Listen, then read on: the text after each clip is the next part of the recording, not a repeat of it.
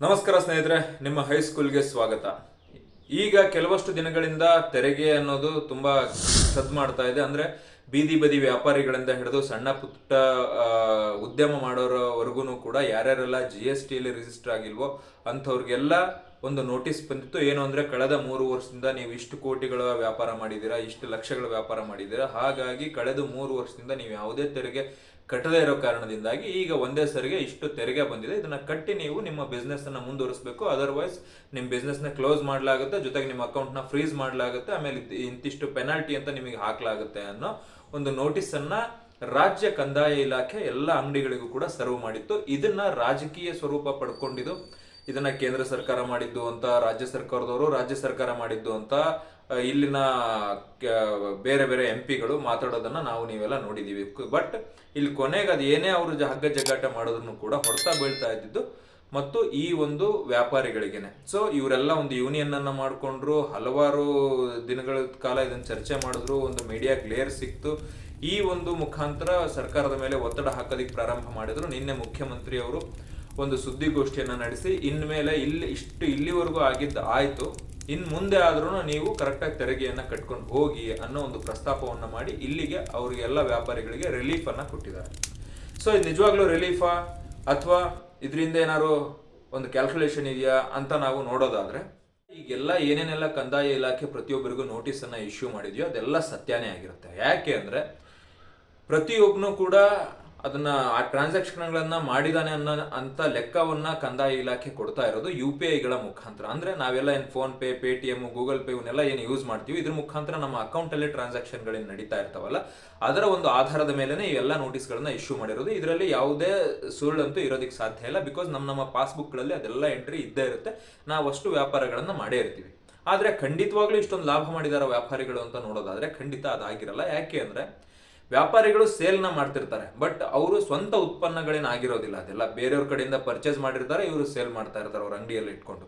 ಆದ್ರೆ ಈ ಏನು ವ್ಯಾಪಾರಿಗಳು ತಂದಂತಹ ಮಟೀರಿಯಲ್ ಇದೆಯಲ್ಲ ಅದಕ್ಕೆ ಪರ್ಚೇಸ್ ಬಿಲ್ಗಳನ್ನ ಅವರು ಎಂಟ್ರಿ ಮಾಡಿಸಿರಲ್ಲ, ಬರೀ ಸೇಲ್ ಮಾಡ್ತಾ ಇರ್ತಾರೆ ಅಷ್ಟೇ. ಹಾಗಾಗಿ ಇಡೀ ವಿತೌಟ್ ಪರ್ಚೇಸ್ ಎಂಟ್ರಿ ಇಲ್ದೇನೆ ನಾವು ಸೇಲ್ ಮಾಡೋದು ಪೂರ ನಮ್ಮ ಒಂದು ಲಾಭವಾಗಿ ಅದು ತೆರಿಗೆ ಇಲಾಖೆಯಲ್ಲಿ ರೆಕಾರ್ಡ್ ಆಗ್ತಾ ಹೋಗುತ್ತೆ.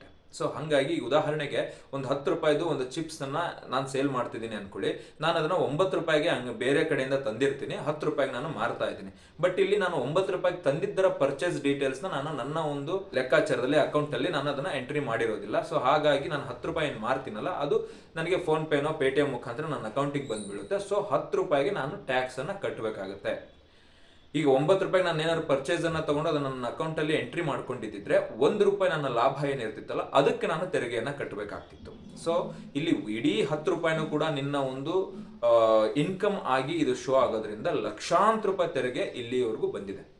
ಆನ್ ಎನ್ ಆವರೇಜ್ ಒಂದು ಬೆಂಗಳೂರು ಅಂತ ನಗರದಲ್ಲಿ ಒಂದು ಕಾಂಡಿಮೆಂಟ್ಸ್ ಪ್ರತಿನಿತ್ಯ ಸಿಗರೇಟು ಇನ್ನೊಂದು ಮತ್ತೊಂದು ಸ್ನಾಕ್ಸ್ ಅಂತ ನೋಡ್ಕೊಂಡ್ರೆ ಒಂದು 10 ರಿಂದ 15 ಸಾವಿರ ಮಿನಿಮಮ್ ಅವರು ವ್ಯಾಪಾರ ಮಾಡ್ತಾರೆ ಅಂತ ಅನ್ಕೊಂಡ್ರು ಕೂಡ 15,000 ಇಂಟು 30 ದಿನ ಅವ್ರು ಕೆಲಸ ಮಾಡಿದ್ರೆ ಒಂದು ತಿಂಗಳಿಗೆ 4,50,000 ರೂಪಾಯಿ ಅವರ ಟ್ರಾನ್ಸಾಕ್ಷನ್ ಆಯಿತು.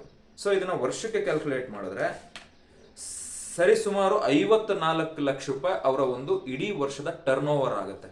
ಇದನ್ನ 3 ವರ್ಷಕ್ಕೆ ನಾವು ನೋಡಿದ್ರೆ 1,62 ಲಕ್ಷ ರೂಪಾಯಿ ಟರ್ನ್ ಓವರ್ ಅನ್ನ ಅವ್ರು ಕಳೆದ 3 ವರ್ಷದಲ್ಲಿ ಮಾಡಿರ್ತಾರೆ. ಆನ್ ಆನ್ ಅವರೇಜ್ ಪ್ರತಿದಿನ 15,000 ಬಿಸ್ನೆಸ್ ಅಂತ ನಾವು ತಗೊಂಡ್ರು ಕೂಡ ಲಾಭ ಅಲ್ಲ, ಬರೀ ಬಿಸ್ನೆಸ್ ಅಂತ ತಗೊಂಡ್ರೆ. ಈಗ ಅವ್ರಿಗೆ ಬಂದಿರೋ ನೋಟಿಸು 1,62 ಲಕ್ಷ ನೀವೇನು ವ್ಯಾಪಾರ ಮಾಡಿದಿರಲ್ಲ, ಸೊ ಅದಕ್ಕೆ ನೀವು ಟ್ಯಾಕ್ಸ್ ಕಟ್ಟಬೇಕು ಅಂತ ನೋಟಿಸ್ ಬಂದಿರೋದು. ಬಟ್ ಇದರಲ್ಲಿ ಅವರು ಪರ್ಚೇಸ್ ಎಂಟ್ರಿಯನ್ನು ಏನಾದ್ರು ಮಾಡಿಸ್ಕೊಂಡು ಸೇಲ್ಸ್ ಅಲ್ಲಿ ಪರ್ಚೇಸ್ ಅನ್ನ ಮೈನಸ್ ಮಾಡಿದಿದ್ರೆ ಅವನಿಗೊಂದು 10 ರಿಂದ 15% ಮಾರ್ಜಿನ್ ಇದೆ ಅಂತ ಅನ್ಕೊಳ್ಳೋಣ. ಸೊ ಆ ಒಂದು 15% ಮಾರ್ಜಿನ್ ಅನ್ನ ನಾವು ಮೈನಸ್ ಮಾಡಿದ್ರೆ ಅವನು ಸರಿಸುಮಾರು ಕಳೆದ 3 ವರ್ಷದಿಂದ 2,43,000 ಮಾಡಿರ್ತಾನೆ.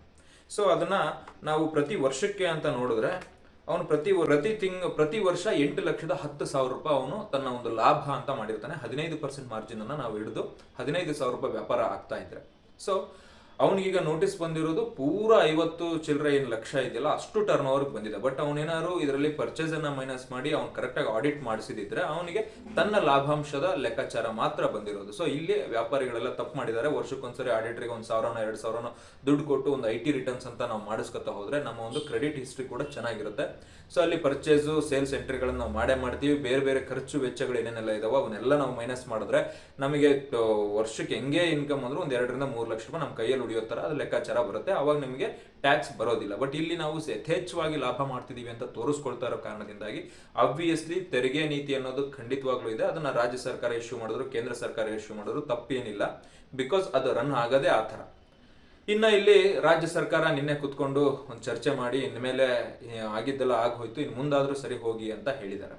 ಸೊ ಇಲ್ಲಿ ಏನ್ ಲೆಕ್ಕಾಚಾರ, ಈಗ ಇಲ್ಲಿವರೆಗೂ ಕೂಡ ರಾಜ್ಯ ಸರ್ಕಾರ ಹೇಳ್ತಿದ್ದು ಇದನ್ನ ಕೇಂದ್ರ ಸರ್ಕಾರ ಮಾಡಿದೆ, ನಮ್ದೇನು ತಪ್ಪಿಲ್ಲ ಇದರಲ್ಲಿ ಅಂತ ಹೇಳ್ತಾ ಇತ್ತು. ಸೊ GST ಅನ್ನ ಜಾರಿಗೆ ತಂದಿತ್ತು, UPI ಪೇಮೆಂಟ್ ಗಳನ್ನ ಜಾರಿಗೆ ತಂದಿತ್ತು. ಆದ್ರಿಂದ ರಾಜ್ಯ ಸರ್ಕಾರ ಹೇಳಿದ್ದು ನೀವು ಅವತ್ತು ನಾವು ಇದಕ್ಕೆಲ್ಲ ಪ್ರತಿಭಟನೆ ಮಾಡಿದ್ವಿ, ಬಟ್ ಜನ ಯಾರು ಕೋಆಪರೇಟ್ ಮಾಡಲಿಲ್ಲ, ಹಂಗಾಗಿ ಇವತ್ತು ನೀವು ಅನುಭವಿಸಿ ಅನ್ನೋ ಲೆಕ್ಕಾಚಾರದಲ್ಲಿ ಅವ್ರು ಮಾತಾಡಿದ್ರು.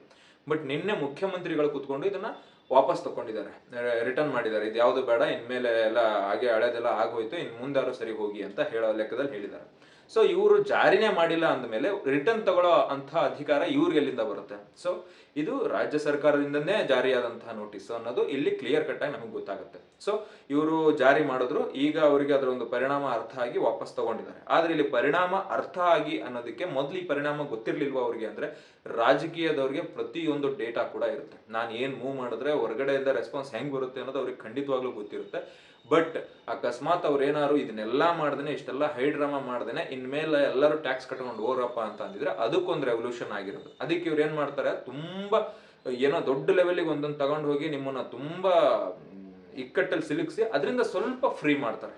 ಸೊ ಇದು ರಾಜಕೀಯ ಲೆಕ್ಕಾಚಾರಗಳು. ನಿಮಗೆ ತುಂಬಾ ಟೈಟ್ ಆಗಿ ಹೋಗಿತ್ತು, ಈಗ ಎಲ್ಲ ಲಕ್ಷಾಂತರ ರೂಪಾಯಿ ಕಟ್ಟು ಕಟ್ಟು ಕಟ್ಟು ಕಟ್ಟು ಅಂತ ದಿನಾ ನೋಟಿಸ್ಗಳು ಬಂದು ಅಕೌಂಟ್ಗಳು ಫ್ರೀಸ್ ಆಗಿ ವ್ಯಾಪಾರಗಳು ನಿಂತಾಗ ನಿಮಗೆ ಅನಿಸ್ತಿತ್ತು ಸ್ವಲ್ಪ ರಿಲೀಫ್ ಸಿಕ್ಕರೆ ಸಾಕಪ್ಪ, ಹೆಂಗ ಬದುಕೊಂಡ್ಬಿಡ್ತೀನಿ ಅಂತ ಎಲ್ಲ ವ್ಯಾಪಾರಿಗಳಿಗೂ ಅನಿಸ್ತಾ ಇತ್ತು. ಸೊ ಹಾಗಾಗಿ ಈಗ ಹಳೆದೆಲ್ಲ ಆಯ್ತಪ್ಪ, ಆಗಿದ್ದಾಯ್ತು, ಇನ್ಮೇಲಾರು ಸರಿ ಹೋಗಿ ಅಂತ ಸ್ವಲ್ಪ ರಿಲೀಫ್ ಮಾಡಿದ್ರು. ಇವಾಗ ಜನ ಎಲ್ಲ ವ್ಯಾಪಾರಿಗಳೆಲ್ಲ ಅದನ್ನ ಆಬ್ವಿಯಸ್ಲಿ ಒಪ್ಕೋತಾರೆ. ಬಿಕಾಸ್ ಈ ಫ್ರಸ್ಟ್ರೇಷನ್ಗಿಂತ ಇದೆಷ್ಟೋ ಬೆಟರ್ ಅಂತ ಅವ್ರಿಗೆ ಅನ್ಸುತ್ತೆ. ಅದೇ ಪ್ರಾರಂಭದಲ್ಲಿ ಅವ್ರು ಏನಾದ್ರು ಇನ್ಮೇಲೆ ನೀವು ಟ್ಯಾಕ್ಸ್ ಕಟ್ಕೊಂಡು ಹೋಗ್ಬೇಕು, ನೀವು GST ಮಾಡಿಸ್ಬೇಕು, ರಿಜಿಸ್ಟರ್ ಆಗಬೇಕು ಅಂತ ಹೇಳಿದ್ರೆ ಜನ ಮತ್ತೆ ತಿರುಗಿ ಬಿದ್ದಿರೋರು.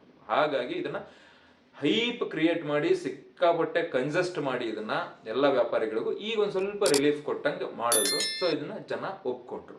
ಸೊ ಇದು ರಾಜಕೀಯ ಲೆಕ್ಕಾಚಾರಗಳು. ಸೊ ಹೆಂಗೋ ಸಿಕ್ಕಿದ್ರಲ್ಲಿ ಬದುಕೊಂಡ್ವಪ್ಪ ಅಂತ ಎಲ್ಲ ವ್ಯಾಪಾರಿಗಳು ಇವತ್ತು ರಿಲೀಫ್ ಆಗಿದ್ದಾರೆ. ಇನ್ನು ಮುಂದಾದ್ರೂ ಕೂಡ ನೀವೊಂದು GST ಅಂತ ಮಾಡಿಸಿ ವಿತೌಟ್ GST ಒಂದು ವರ್ಷಕ್ಕೆ 40 ಲಕ್ಷ ರೂಪಾಯಿ ವ್ಯಾಪಾರ ಮಾಡಿದ್ರೆ ಅಡ್ಡಿ ಇಲ್ಲ ಅಂತ ಸರ್ಕಾರ ಇದೇನು ರೂಲ್ ಹೇಳುತ್ತೆ.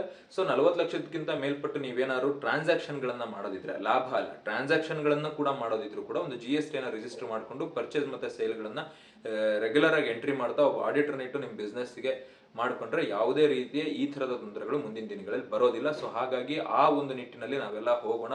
ಒಂದು ದೇಶಕ್ಕೆ ತೆರಿಗೆ ಅನ್ನೋದು ತುಂಬಾ ಇಂಪಾರ್ಟೆಂಟ್. ದೇಶ ಅಭಿವೃದ್ಧಿ ಆ ಒಂದು ತೆರಿಗೆಯಲ್ಲಿ ಅಡಗಿರುತ್ತೆ.